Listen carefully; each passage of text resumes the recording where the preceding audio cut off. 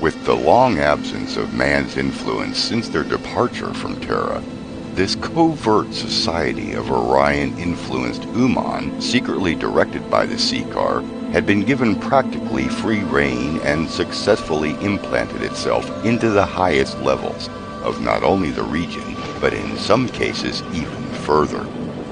Though they were small in numbers, their influence began to shape the outcomes of societal direction in many areas and in some fairly disturbing ways. Realizing that a returned Seeker Armada, having been directly forewarned to them, could spell certain annihilation for the now Human population covering Terra, their purpose was quite simple, direct, and determined. It is believed that based on the original Orion sect methodology, that even within this obscure sect, only a very few were even aware of the ultimate message which directed their efforts. And a truly malevolent effort it was. This process began a vast public subtle misconception. There but for the greater good go I. This had obviously become a twofold philosophy. The simple and outward truthful nature of this principle became a foundational social maxim, even with subtle modifications to the language through time, though covertly, within this Orion sect meant something entirely different and entirely sinister. It had become, in essence, a two-faced lie. The existing Orion city-state had over this time evolved somewhat on its own, and the Human had attempted their own construction of similar Orion facilities, though were crude and nowhere near as sophisticated. There had been a developed writing system implemented by the Orion Human culture here, but more for reasons of tracking their wealth and power than to necessarily record historical processes. By and large, though, the dark essence of the Orion culture remained intact well through this period. To this end, even the natural ores, originally directed to be mined for their masters, became the basis of the planetary economy. These materials are to this date still counted as the basis of this now oppressive global economy and are overseen by this sect. By this time, the Norman to the far north had successfully organized a fair population under them and, with their direction, had implemented some simple advancement to enable these tribes to not only prosper, but to soon maintain dominance in the region.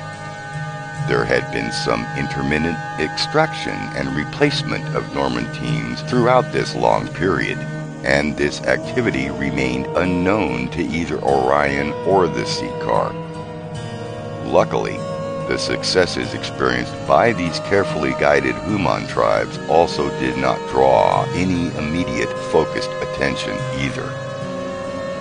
This very slight and advantageous circumstance was what maintained the only contact between Terra and the rest of off-world tribes, as there was no more surveillance of this system due to the presence of the Orion moon base. But as the growing Terran tribes were gaining sizable populations everywhere, it soon became obvious what was going on in the rest of the world regarding both the Seeker and Orion influences and where this appeared to be heading. The most disturbing part of these observations was only now becoming readily obvious. If the Seeker could manage to take utter control of Terra, complete these plans by further treacherous corruptions globally, they could utilize a massive population of Human under their control, and ultimately no race in the galaxy would be safe. The tribes of man would in essence be in danger of being overrun by their very own descendants if these Human were properly managed by the Seeker. The hideous irony of this situation was by far the most sinister and unthinkable plan ever conceived by Draconis to date. They would not need an army of reptile hybrids when they could simply use man's own as their weapon for ultimate domination over man and the rest of the galaxy. An easily replenished army of controllable subjects, with the added irony of them being from the tribe of man. Certain varying degrees of communication between the multitudes of tribes at this point heightened into another focused discussion on ways to expedite an obvious and necessary response. These discussions led to many courses of action, only some of which have become known or even remotely understood by nature of their outcomes, and it is unsure if details of the final solution have become manifested yet or not. The most recent team of Norman, still hiding in secret and located to the far northern hemisphere, were ordered to begin seeking out isolated human tribes in an attempt to head off any further Orion influences. A few of these team members entered the next immediate continent and found an already growing and somewhat organized human population, though the early beginnings of Orion infiltration was starting to creep through this region. They continued for a time, and they managed to locate and contact some human tribes who so far had not succumbed to such infiltration, though these were small and isolated instances. What successes they managed here either fell to the wayside in the long term, or who technically went so far underground that to date it is only suspected who or where they are. There are remains of some potential human influences by way of unusual structures, though to date these may be simply local human copies in reverence to their teachings. Their last and most disturbing discovery was the obvious Orion structure located on this continent in a very isolated and remote fiefdom close to where they would have most likely come ashore in their immediate travels. The remainder of the team directed members of their northern charges to travel to a continent so far left untouched to the west to pass this information and knowledge on.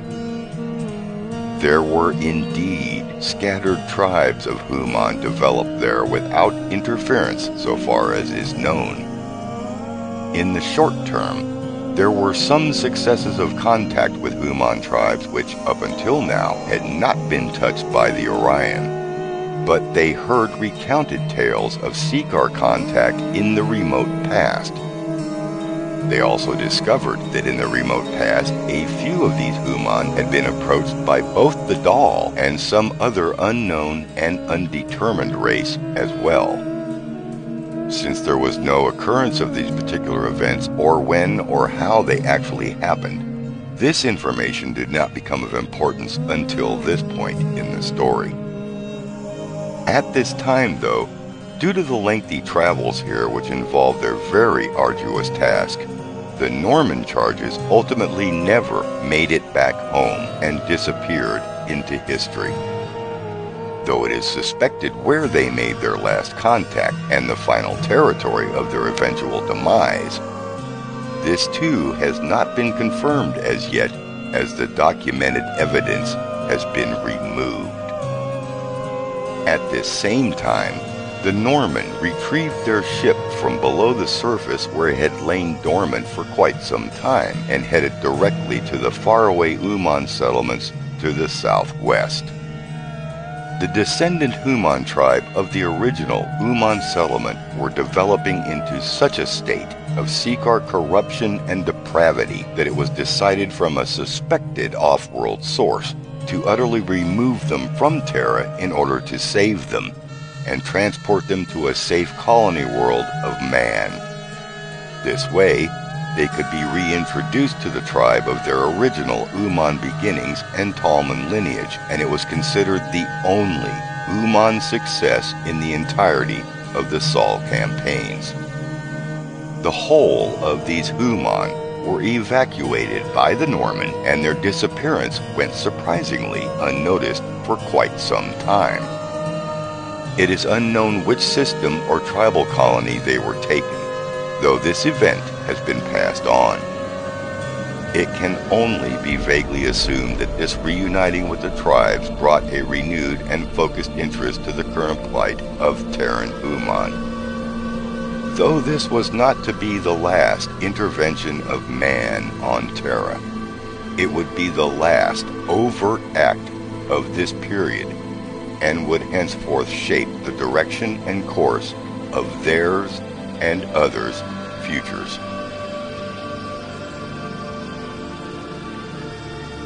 There are a significant number of tales which occurred since the close of the last period covered here involving the tribes of man, their allies, and their ongoing difficulties with the obvious other characters.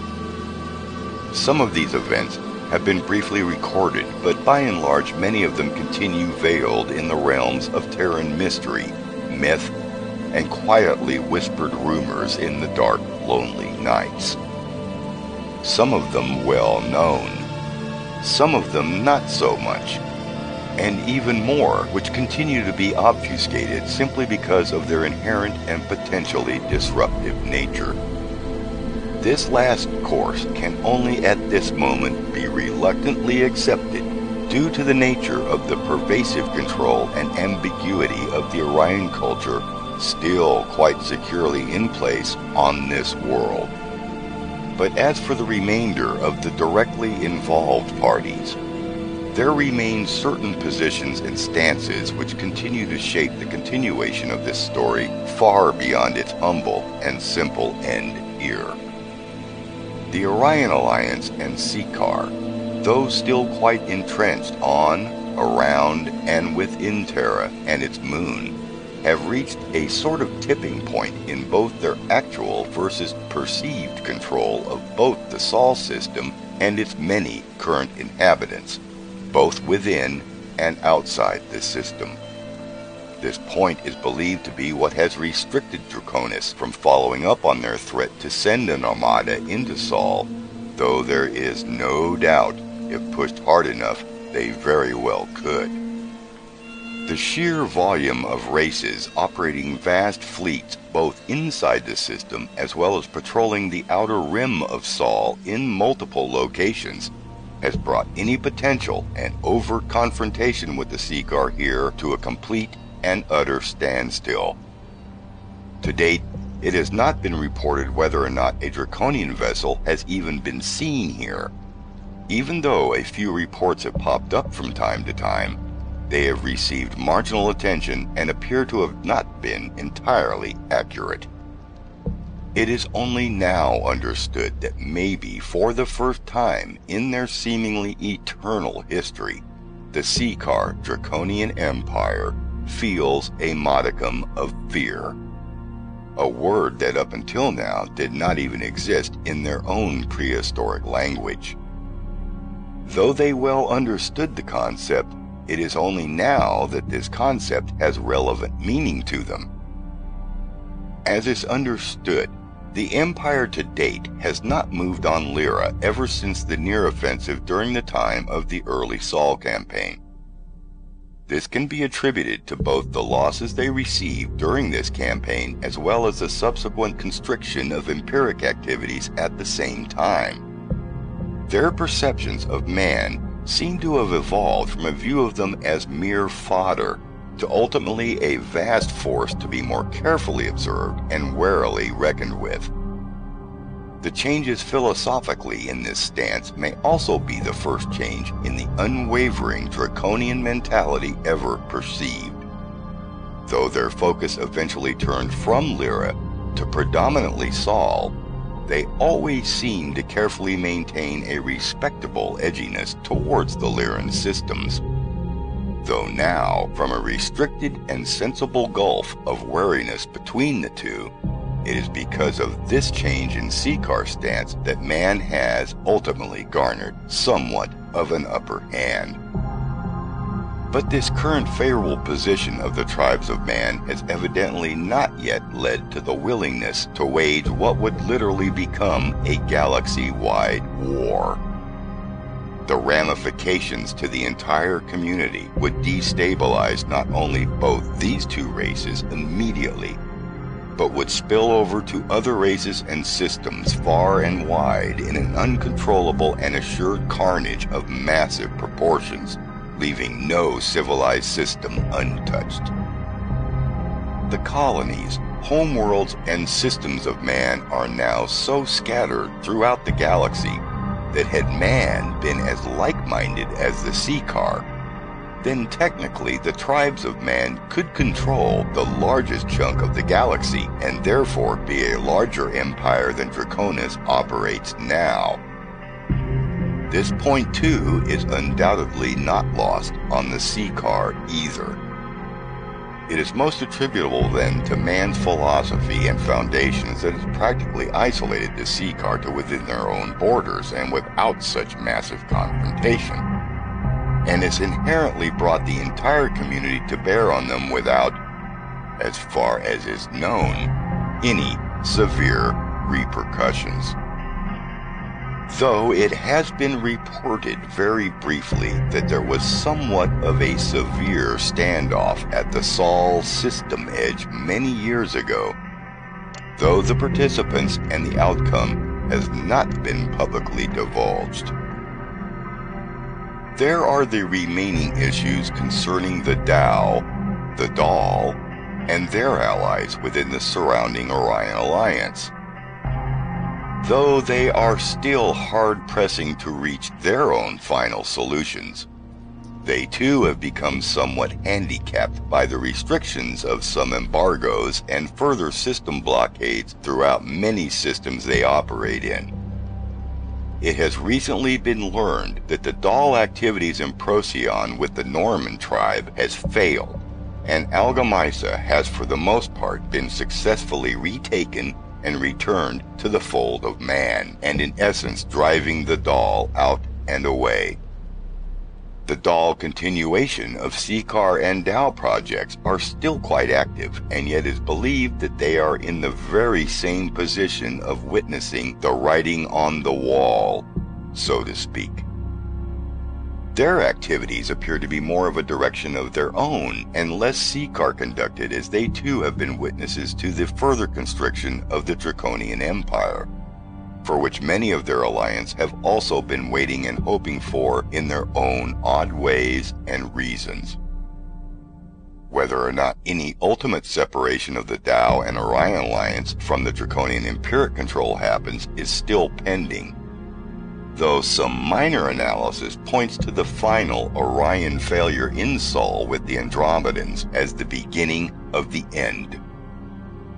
The defining nail-in-the-coffin event has yet to transpire. It should be noted here and now that there are other players in this broad picture who are neither related to the tribes of man or any of the other races mentioned to this point, though their specific racial archetype and locations have in some cases been either vaguely referred to or have an actively reported track record, have for one reason or another not been directly involved or responsible for the events covered in this history. Some have come with the most honorable of intentions, and others without so much as a sense of mercy. They too have been shadowing the activities in Sol simply out of focused curiosity to the activity here, and in some ways interfering in their own unique and as yet unrealized manners and agendas. The fact alone should prompt all to maintain careful observation, determination, and diligence.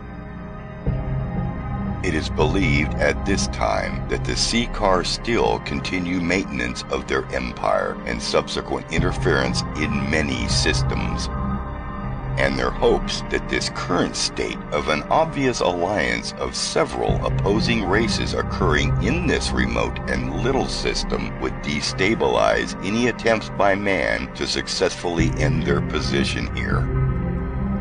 But as in all things, this too is still unresolved and does not appear to be close to any practical end stage.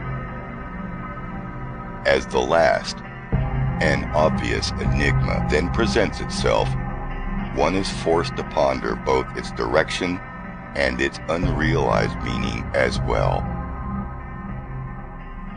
All the combined races of the galaxy are still quite fascinated by the Human, by Terra, what is occurring here and why, but especially what these Human have within their unusual lineage. They hold a secret which has been kept from them for the untold thousands of millennia. It is this secret which has remained obscurely nameless until now. It is understood that Human contain genetic knowledge, wisdom, and power that supersedes all the other races, and in some cases, even the old tribes of man. The Human have brought a curious set of emotions back into this universe. A universe that has, due to the vast course of time, become devoid of such emotions which throughout billions of years worth of difficult and changing evolution has reduced each of their brief time of sensitivity to a long-gone ember whose light went out eons of epochs ago. It is inherent of the Human species. It is inherent because of the Human past. It is inherent of the Human destiny and who they are. Because of the ancient Human lineage, because man originally came to this place from a forgotten elsewhere so long ago that they have brought with them and within themselves the culmination of an untold power which the other races are to this day still seeking to merely touch in some manner. Human are actually so very old. They are so very much older than even they are aware of, and they are unique because of it. And maybe more so, the Human can be more than even they assume they could be. Human can then fulfill being man from the fire. If the corruptive influence could be finally broken, then Human society could relinquish their false masters and realize the true nature of what lies ahead